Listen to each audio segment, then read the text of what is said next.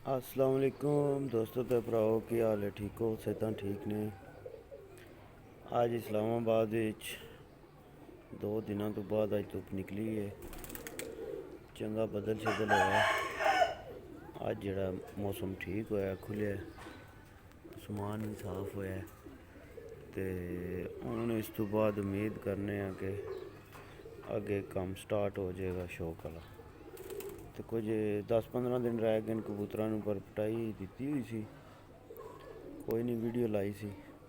तो मैं कहा चलो यारां दोस्तां वीरां भरावां नाल जेह्ड़ा ओह् वीडियो भी चाढ़ दिन्ने आं ते नाल चलो स्टार्टिंग दियां गल्लां भी शुरू हो जांदियां। ते सरकार गल कुछ इस तरह दी है, पर पटाई दे टाइम मैं थोड़ा जिहा टाइम नहीं मिलेआ, जिस वजह तो वीडियो नहीं बना सकेआ। ते पर पटाई दा तरीका ते चलो गुजर गया, बल्कि फिर भी तुहाड़े नाल गल्लबात कर लैन्ने आं परपटाई दे बारे। ते तुसी जदों भी परपटाई, खास कर जून दी परपटाई दी गल करने आं, ते जून दी परपटाई जेह्ड़ा तुसी जदों भी दो, उदों तुसी कबूतरां दे पैह्ले 10 पर बाह्र आह्ले जेह्ड़े ने ओह् पट्टो। ते दिन नूं तुसी जिस टाइम दाना देना, दाना दे के एह् तुहाडा अपना दिल है, बंदे भुक्खे भी कर दिंदे न, पर पटाई उहदे नाल फिर एह् होंदा कि कबूतर नूं दर्द होंदा ते कबूतर जेह्ड़ा दाना सही खा नहीं सकदा।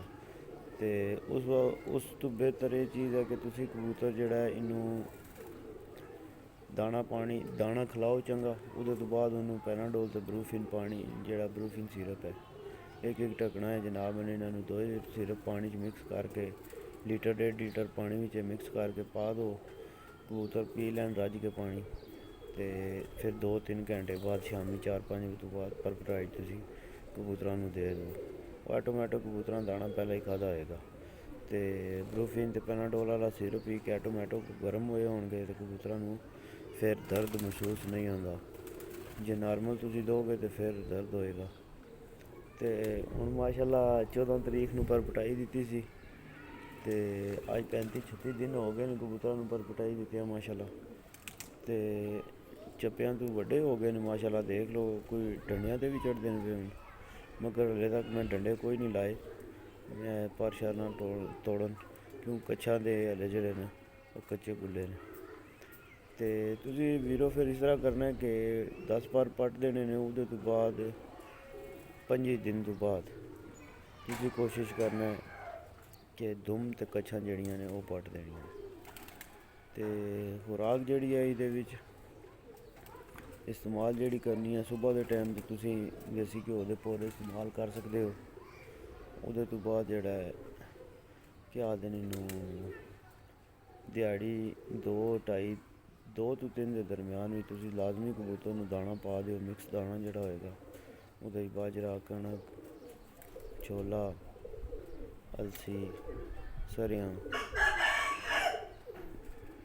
खुरदम, मोठ, इस तरह दियां जेह्ड़ियां 6-7 चीज़ां न ओह् तुसी लै के ते कबूतरां नूं तुसी दिहाड़ी दे टाइम जेह्ड़ा दाना देना ओह्, इस दाने नाल पानी बहुत लाजमी है, पानी तुसी चंगा दबा के देना। ते